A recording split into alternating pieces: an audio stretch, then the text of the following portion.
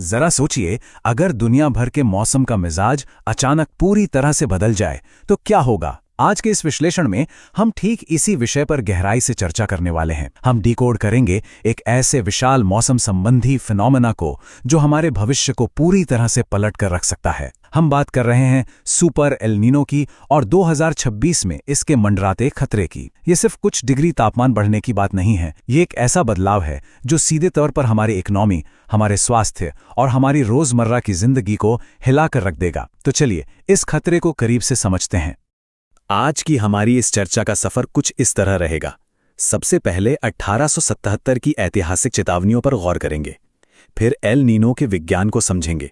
इसके बाद 2026 के जलवायु खतरे और इसके 4 बड़े प्रभावों का विश्लेषण करेंगे, फिर प्रचंड गर्मी की असली कीमत को जानेंगे और अंत में इसके शमन और अनुकूलन यानी मिटिगेशन और अडैप्टेशन के उपायों पर बात करेंगे।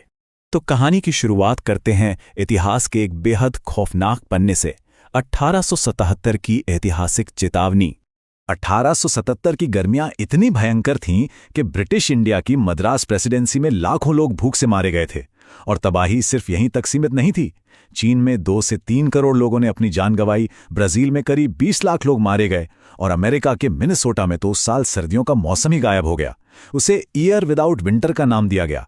और हैरानी की बात यह है कि यह सब किसी युद्ध या महामारी से नहीं हुआ था, बल्कि समुद्र में हुए एक बड़े प्राकृतिक बदलाव का नतीजा था। और वो बदलाव क्या था? उसे कहते हैं एल नीनो। ये प्रशांत महासागर में एक जलवायु पैटर्न है जहां समुद्र की सतह का पानी असामान्य रूप से गर्म हो जाता है। 17वीं सदी में पेरू के मछुआरों ने बड़े प्यार से इसे एल नीनो यानी एक छोटा बच्चा नाम दिया था। लेकिन जब यही छोटा बच्चा अपना उग्र रूप दिखाता है तो ये सुपर एल नीनो बन जाता है। और डराने वाली बात यह है कि यूरोपियन मॉडल्स के मुताबिक 140 साल बाद यही भयंकर रूप 2026 में वापस आ रहा है। अब सवाल ये उठता है कि ये सब होता कैसे है। आइए एल नीनो के विज्ञान को डिकोड करते हैं।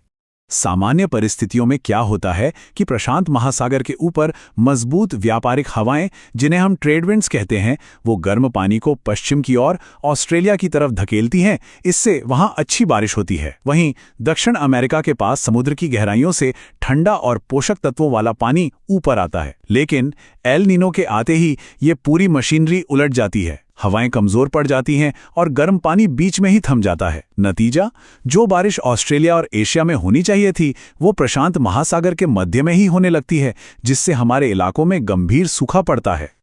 इसी विज्ञान के आधार पर अब हम बढ़ते हैं 2026 के जलवायु खतरे की ओर, जिसके बारे में national oceanic and atmospheric administration ने एक बहुत ही गंभीर पूर्वानुमान जारी किया है। +2.9 डिग्री सेल्सियस। ये आंकड़ा कोई मामूली बात नहीं है। ये मानव इतिहास में दर्ज अब तक की सबसे डरावनी टेम्परेचर एनोमली साबित हो सकती है। इसे ऐसे समझते हैं, मान लीजिए एक कमरा पहले से ही 40 डिग्री पर तप रहा है और अचानक कोई आकर वहां हीटर चालू कर दे। ये बिल्कुल एक डेंजर मल्टीप्लायर की तरह काम करता है, जहां मौजूद गर्मी कई गुना अधिक जानलेवा बन जाती है। अगर हम इस आंकड़े को तोड़कर देखें तो तस्वीर और भी साफ हो जाती है। देखिए, एल नीनो तो पृथ्वी पर हमेशा से आता रहा है, लेकिन पहले हमारा बेसलाइन तापमान कम हुआ करता था। आज क्लाइमेट चेंज की वजह से धरती का तापमान पहले ही 1.4 डिग्री सेल्सियस बढ़ चुका है और अब 2026 का एल नीनो इसमें 0.5 डिग्री सेल्सियस का इजाफा और कर देगा। इन दोनों को मिला दें तो ये 2.9 डिग्री सेल्सियस के भयानक स्तर तक पहुंच जाता है। ऐसा हमने पहले कभी नहीं देखा। तो इस भयंकर गर्मी का हमारे जीवन पर क्या असर होगा? आइए इसके 4 अलग अलग प्रभावों को समझते हैं। ये प्रभाव एक चेन रिएक्शन की तरह काम करते हैं। पहली परत है मॉनसून की कमी।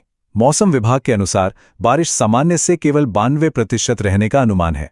इसका सीधा असर दूसरी परत यानी हमारी कृषि पर पड़ता है। भारत की लगभग 51% खेती पूरी तरह मॉनसून पर निर्भर है, तो कम बारिश का मतलब है सीधा कृषि संकट। तीसरी परत है एक्सट्रीम हीट वेव्स। 2024 के रिकॉर्ड तोड़ तापमान को तो हम सब ने झेला ही है, पर अनुमान है कि 2026 उससे भी कहीं आगे निकल जाएगा। और चौथी परत सीधे हमारी जेब पर चोट करती है, फूड इन्फ्लेशन। इतिहास गवाह है कि सुपर एल नीनो के दौरान खाने पीने की चीजों के दाम 9% तक बढ़ जाते हैं।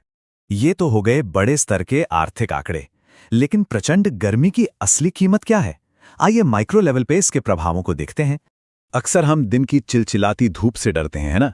लेकिन 2024 के दिल्ली के आंकड़े एक अलग ही कहानी बयां करते हैं।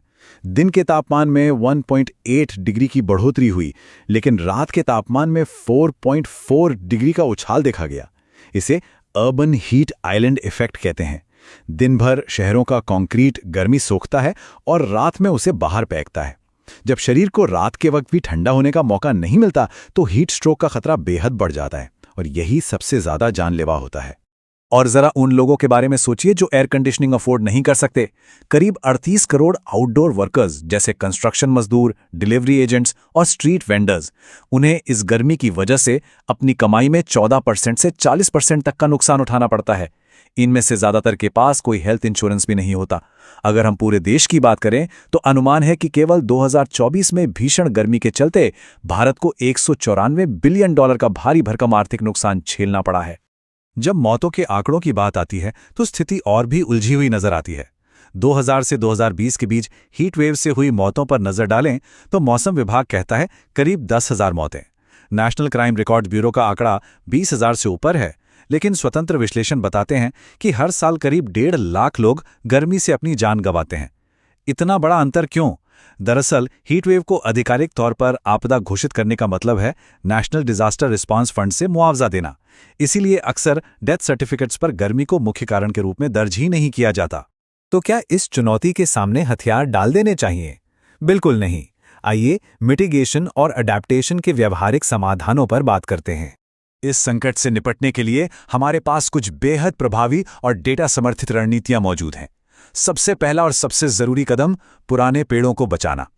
क्या आप जानते हैं कि एक पेड़ पैदल चलने वालों के लिए जमीनी स्तर का तापमान 12 डिग्री सेल्सियस तक कम कर सकता है?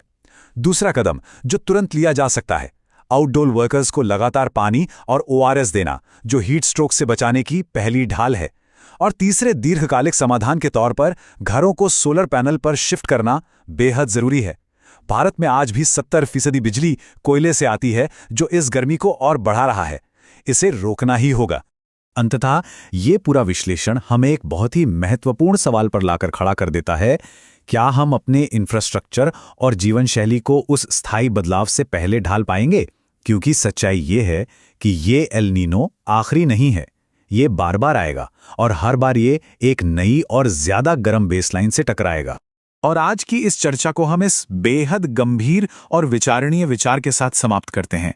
2026 में जन्म लेने वाले बच्चों के लिए एक सामान्य गर्मी का मतलब 45 डिग्री सेल्सियस होगा। वे शायद कभी जान ही नहीं पाएंगे कि 30 या 35 डिग्री वाली खुशनुमा गर्मियां कैसी होती थीं। ये सिर्फ एक चेतावनी नहीं है, ये एक अलार्म है जो कह रहा है कि अब जागने और कुछ करने का समय आ गया है। इस बारे में जरूर सोचिएगा।